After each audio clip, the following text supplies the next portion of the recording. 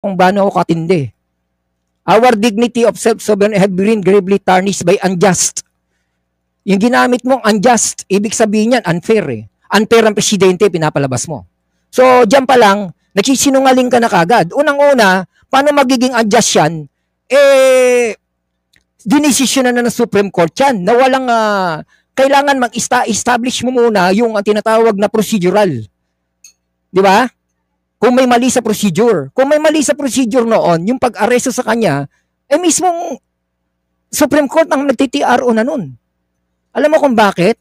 Sapagkat sa Article 7, Section 1, meron tinatawag tayong foreign policy. At hindi ito saklaw ng Supreme Court. Because this is nasa Constitution yan, Article 7, Section 1. Ang foreign policy ay sole right or sole power of the president. This is kumbaga foreign policy to kasi blue notice, warrant of arrest, nasa discretion ng presidente yan kung siya ay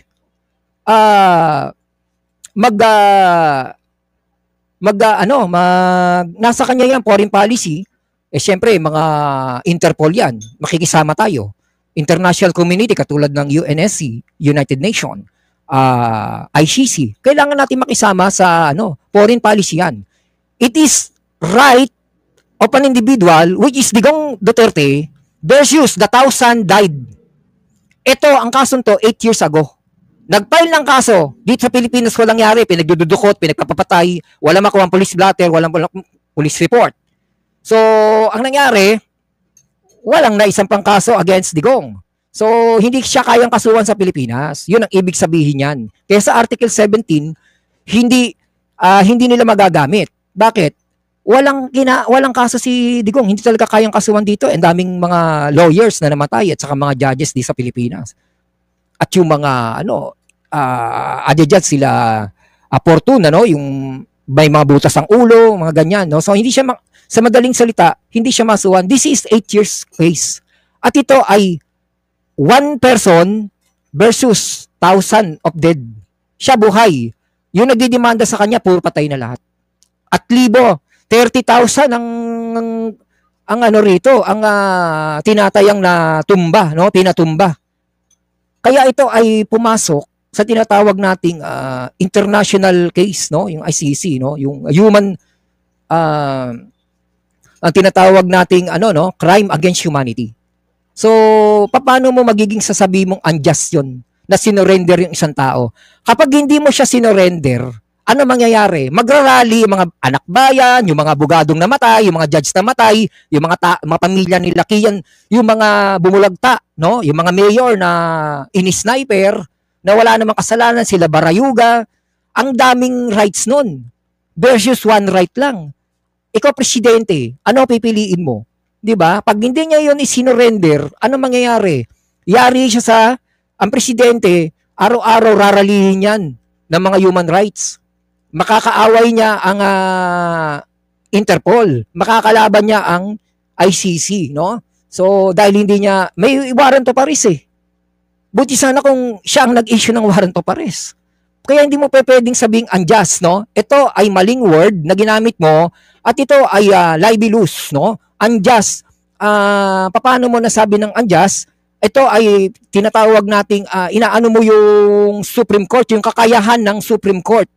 Parang ang sinampal mo rito yung Supreme Court, unjust. Ay ibig sabihin, hindi ka tanga-tanga kami? Tanga-tanga Supreme Court? Yun Kaya ang Supreme Court pwede kang kasuhan. Kaya nga kinasuhan kayo, di ba? Sino yung kinasuhan? Si Atty. Lambino. Bakit siya kinasuhan? Kasi sabi niya mayroong tinatawag na TRO. Nag-release na ng TRO ang Supreme Court, which is fake news. Kaya sila pinapasomon, show cause order. Kung bakit hindi siya dapat ipakontempt. Kaya itong ginamit mo ng unjust, sabihin mo, ipaliwanag mo ngayon kung bakit hindi ka dapat kasuhan ng Supreme Court.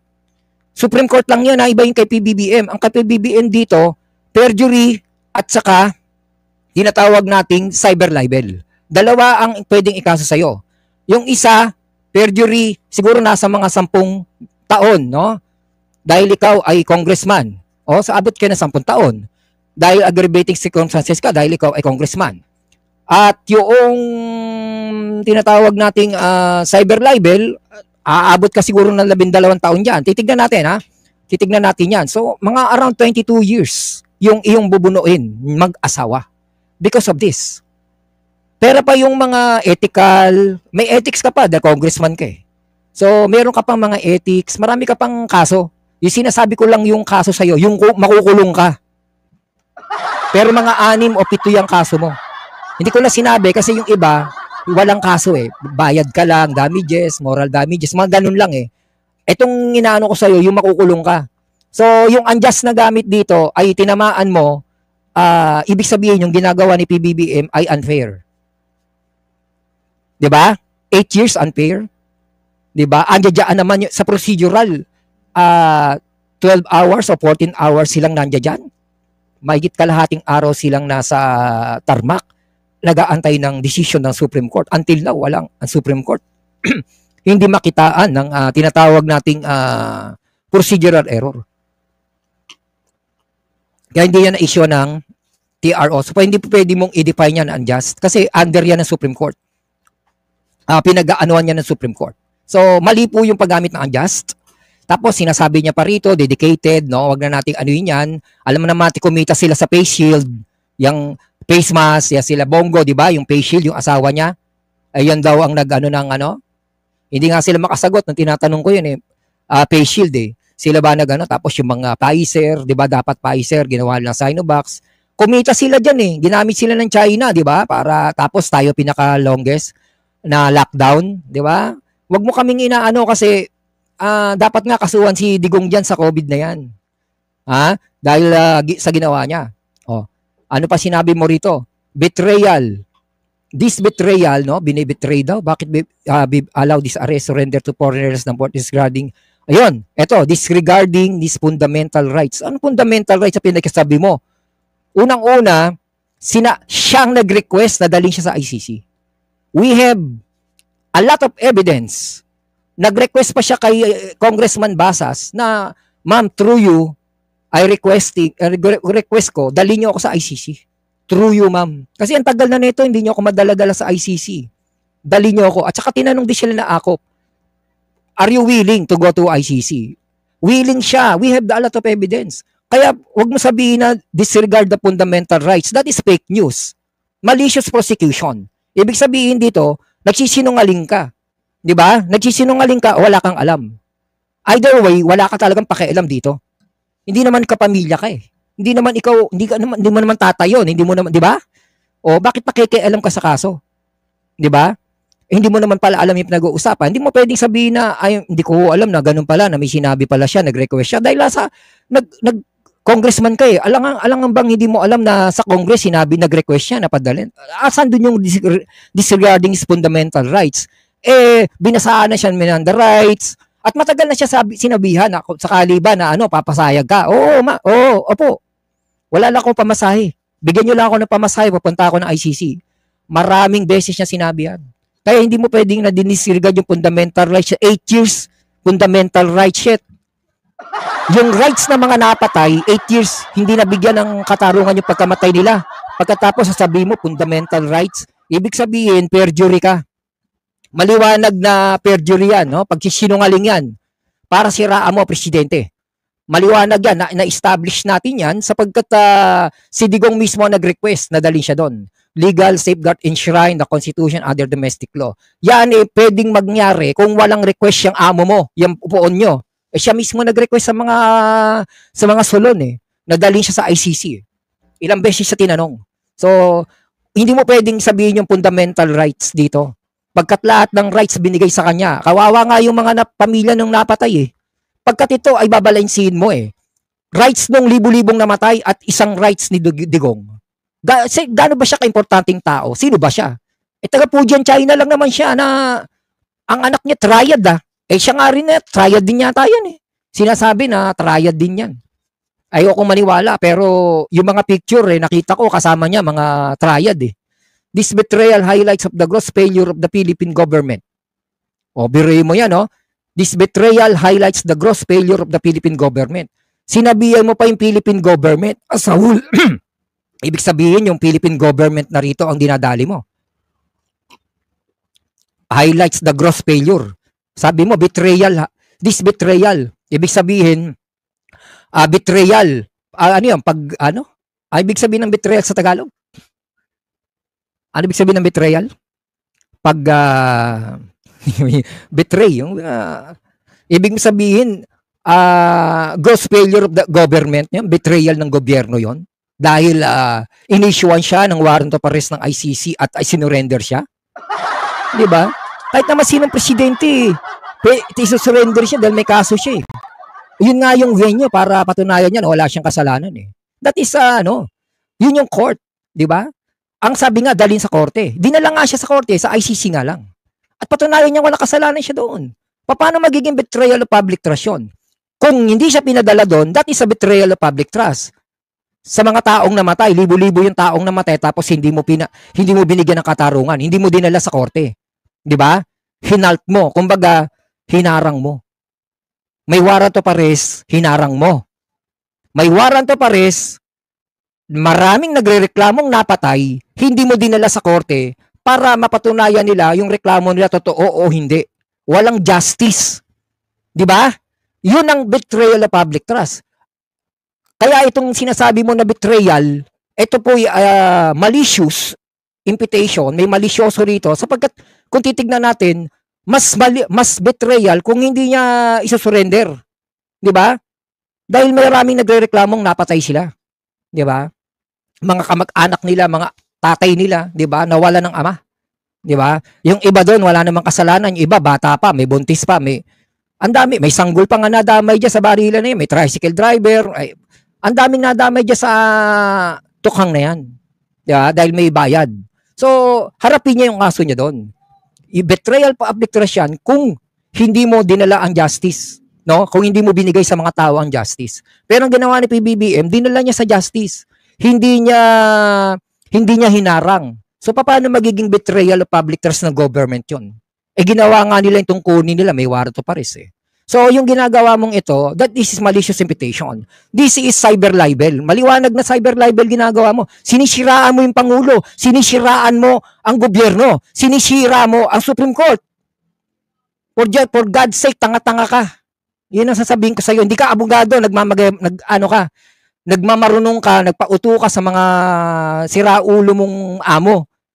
Dapat, ang ginawa mo sa kanila, bakit ako magpa-file nito? Hindi dapat kayo mag-file, ako na lang mag-i-sponsor. Sana ganun ginawa mo, tanga-tanga ka Ikaw na numpa dyan, bina-verified mo, di under oath ka. Di perjury ka dyan, tanga. Dapat sila ang pagawin mo ng sila pagawin mo ng position paper. Kayo gumawa, kayo mag-complain, ako mag-i-sponsor as a congressman.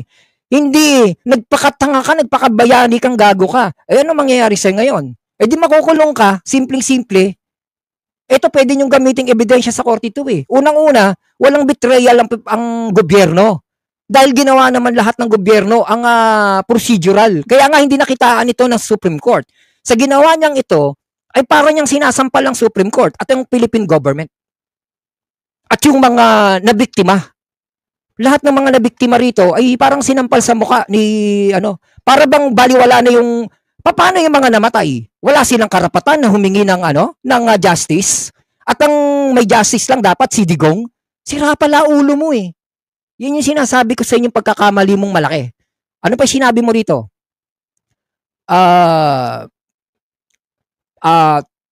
Sinasabi mo pang ganon. About external pressure, principle of national interest. Those action by the President Marcos did not only demean the single Filipino, but betrayed the trust of millions. No? Paano nag-betray siya ng trust of million? Kung hindi niya sinuko, si Digong na pumatay ng 30,000 ba yan? Ang ilabad niyang pinatay niya? Yun ang betrayal. Sapagkat may kaso Pagkat merong demanda, merong nagreklamo, at may warrant of arrest. Yun ang betrayal pag hindi mo siya kasi hindi mo mabibigyan yung mga libo-libong taong namatay ng justice. Yun ang betrayal. Yun ang pwedeng itimanda siya ng betrayal. Pero dahil nga sinuko at para mabigyan ng hustisya yung mga namatay diyan sa EJK na yan, yan ay hindi betrayal public trust. Kung hindi yan pagbibigay, pugay, no, sa mga taong namatay at pagbibigay sa kanila ng justice. Kung may kasalanan, di patunayan niya sa ICC court, di ba? Kaya itong ginagawa mong ito, this is malicious hindi naman malicious prosecution tawag diyan, kung hindi, that is a cyber libel dahil sinisira mo yung presidente. Presidente sinisira mo. Sinisira mo. Beyond the president is the country. 'Di ba? So parang ano rin to, destabilization yung ginagawa mo. Unang-una, walang dahilan para mag-file ka ng impeachment. Hindi ka naman abogado. Hindi mo alam yung kaso na to. Hindi naman ikaw pamilya. Yung manugang nga, si Manscarpe, bakit hindi siya mag-file? Si BP Sara, bakit hindi siya mag-file? Sila Torion, sila Medaldea, bakit hindi sila mag-file? Tapos ikaw mag-sponsor. Alam mo kung bakit? Kasi tanga ka. Diba? Congressman ka, pwede naman sila ang gumawa ng position paper na yan. Bakit ikaw ang gagawa niyan? Bakit ikaw mag-under oath niyan? Dahil ikaw gusto nila makulong. Ayaw nilang makulong. Pagkatiyaan ay nasa Supreme Court na. Kaya ang kinalaban mo rito, alam mo ko ano? Yung Supreme Court. Hindi ko lang alam kung paano kakasuhan ka ng Supreme Court. Kasi minamalain mo yung kanilang desisyon. Yun ang sinatawag na contempt of court, sub judice. Nagmamagaling ka. Mas parang pinapahiya mo ang Supreme Court na nagkamali sila. Hindi sila nagbigay ng TRO rito sa kaso to. Pera pa yun ha. Yung kaso mo, kung ilang taong ka makukulong sa kaso mo sa Supreme Court, wala na akong, hindi ko napag-aralan yon. Ang napag-aralan ko lang, yung kasong isasampa sa'yo ng presidente. Yan ay ang cyber libel at perjury. Kasi nagsisinungaling ka eh. Di ba? O yan.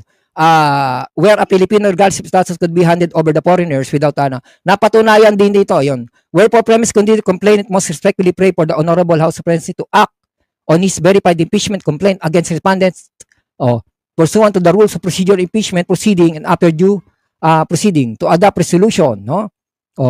Di ba? Ikaw ang nag-identify, di ba? Dapat man lang sana ay inirespeto mo ang Supreme Court. Nag-file muna kay Supreme, may file naman kay Supreme Court eh, 'di ba?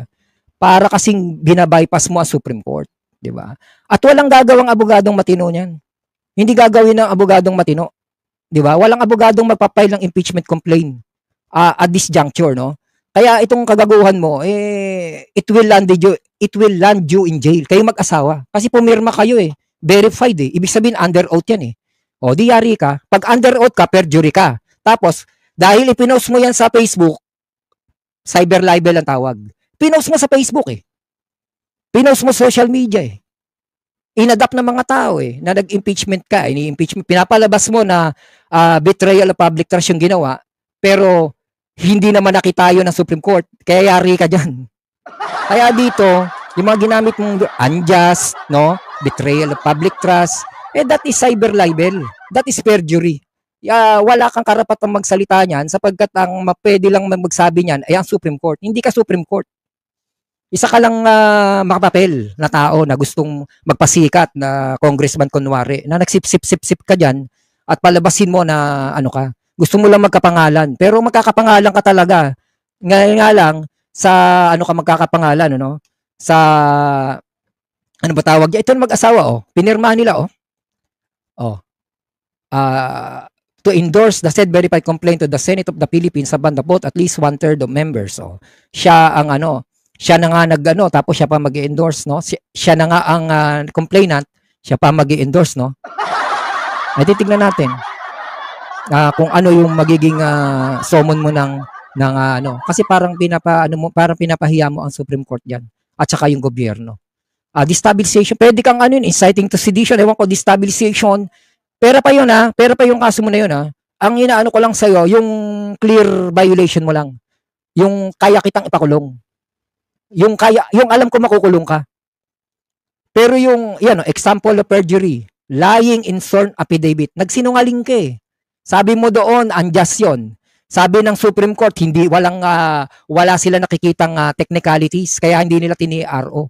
At naghingi sila ng motion for reconsideration, wala pa ring action doon ang Supreme Court pagkat walang nakitang mali sa procedure eh.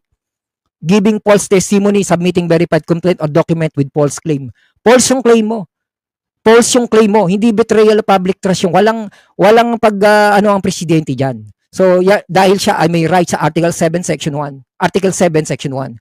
At yun ay may DOJ na present, may DILG, lahat ng mga rights, ando doon yung abogado. Hindi mo pwedeng sabihin na may procedural wrong doon. Kasi apat na abogado ni Digong present doon.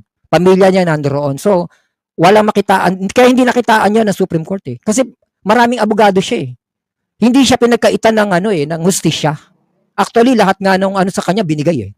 So, example of perjury, ayan lying in a sworn statement. So, pasok na pasok ka sa perjury. Sigurado na yan. Libel is a public and malicious imputation of a crime by defect, real, imaginary, or any act or omission that tends to cause dishonor. Dinidishonor mo, presidente. Dinidishonor mo, Supreme Court. Dinidishonor mo yung government, Philippine government. Dinidiscredit mo. Diba? Contempt of a person. Yan ang ibig nating sabihin dito. So, meron pa tayo ritong papakita. Antindi, no? Yari siya dito. Yan ang sabi ko sa inyo. Yan nyo. Pinagmamayabang ng mag-asawa nito na sila eh. Yung tapang mo, wala sa lugar. Unang-una, binabastos nila ang Supreme Court.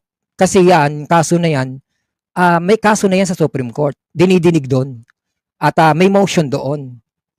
Kabastusan yung mag-i-interpret ka. I-interpret mo doon sa articles of mag-i-interpret ka ng batas ng Constitution, yung nangyari kay Digong, nireklamo na nga sa Supreme Court yun eh. Tapos, eto ka mag-i-interpret ka ng Constitution. At i-interpret mo na betrayal of public trust yung ginawa. Ano trabaho ng Supreme Court? Di tanggalin na natin ng Supreme Court, ikaw na Supreme Court. Salantado ka talaga eh. Di ba? Sa'yo na lang dapat nag-file si Torion at saka sila Kitty, sila BP Sara, sila Baste. Sana sa'yo na lang humingi ng nung habeas corpus, 'di ba? Writ of habeas corpus. Sana sa'yo na lang nag-file, hindi na sa Supreme Court. Para pa mag-interpret ka. You are interpreting eh. Na ganun na nangyari kay Digong, ganito nangyari. Hindi ka dapat nag-i-interpret ng gano'n kasi ang kaso nasa Supreme Court na. At na-desisyon na nga ng Supreme Court 'yan. 'Di ba? So, yung ginawa mo ay paglabag. Contempt of court yata yung tawag diyan, 'di ba? Supreme Court eh. Yari ka diyan. Bakit impeachment? Anong kasalanan? Anong mali? Wow ha, matindi. May kasali diyan mga taga-UP na gusto ma-impeach ang Pangulo. Elisa Bueno. Hindi gagawin ng matinong abogado. Meldaldea, kahit itulak mo, hindi magpapail eh. Kahit na si BP Sara eh, bakit hindi siya? Abogado rin naman si BP Sara. Bakit hindi siya mag-file? Anak siya. Kasi alam niya na nasa Supreme Court na yan, Melania Enriquez, ano siya, tanga, di ba? Ang tanga-tanga, itong dalawa, hindi kasi abogado. Ching Tumanong, Malo po, Meldaldea. Yan, tama, Sir Jung. Bakit nung panahon ni Duterte? Wala makulong. Pero nung panahon ni PBB, maraming nakakasuhan. Yes. May nakulong naman si Laila de Lima. Halos 7 years na nakulong si Laila de Lima, walang kasalanan. Para si Amy lang nag-file ng kaso ng 2 Rimula, Chief PNP, at kay Jantor, isa pang executive tungkol sa pag-aresto kay Digong. Pero gusto ni Sara isama din si PBBM sa kaso para ma-impeach. Bakit hindi siya mag-file? Para magkaalaman tayo. Bakit hindi siya mismo mag-file kung talagang naniniwala siya sa katarantaduhan niya? Di ba? Tignan natin. Kasi, doon si Torion. Tinuturuan sila ni Torion. Si Torion matalino eh, mautak si Torion eh. Siyempre, sabi ng Torion, wala kayo, hindi pwedeng impeach yan. Under na Supreme Court, meron tayong pinal sa Supreme Court. At yan, contempt of court yan, yari tayo dyan. Kaya sa Supreme Court parang dinidisrespect mo yung korte pagka ganon. Sub-judice rule lang, parang lumalabas niya, sub-judice rule. Kasi under the rule of the Supreme Court pa yun eh. Tapos, mag-i-interpret ka, ano ka, Supreme Court? Nag-interpret siya eh. Sabi niya, betrayal of public trust yung ginawa, ganito yung ginawa, nag-i-interpret siya. Nasa Supreme Court yung kaso. Diba? Ano ibig sabihin nun? Di contempt of court. Diba? Kaya ayaw ipag-file ng mga abogado kasi alam nila yon na madidisbar sila. Kalusin na ni PBBM, yes. Dapat siyang kasuhan. Kasuhan siya ng perjury at ng cyber libel. Nagpauto. Yes, nagpauto ang tawag doon. Kung ako yon, sabihin ko, ay wala akong alam diyan. Kayo abogado, 'di ba? Kayo maggawa ng position paper, tapos i-under oath nyo, tapos ako magi-sponsor bilang congressman. Di ba? Ay, hindi. Ikaw na, para sikat ka. Ikaw naman eh. Ikaw matapang eh. Hindi ba kayo ang abogado? Ang dami nyo. Hindi, boy, kaya mo yan. Ikaw ang Ito yun. Hindi, pare. Hindi naman eh. Ikaw mag-file. Kayo mag-asawa Di ba matapang kayo? Oh. Ganyan nangyari yan, nauto. Nauto nila. Kawawa. Ngayon, ewan ko kung paano niya lulusutan yan. Kaya nga yung mga anak hindi nagdemanda eh. Wala yung substances misagad. Yes. Wala talagang substance. Unang-una, political yan eh. Tanga lang ang diyan, pipirma diyan. Sinong tanga naman ang pipirma ng ganyan? 'Di ba? Walang basis eh. Unang-una dapat nga i-upload pa nga yung ginawa ni PBBM dahil nabigyan ng justice yung mga taong namatay.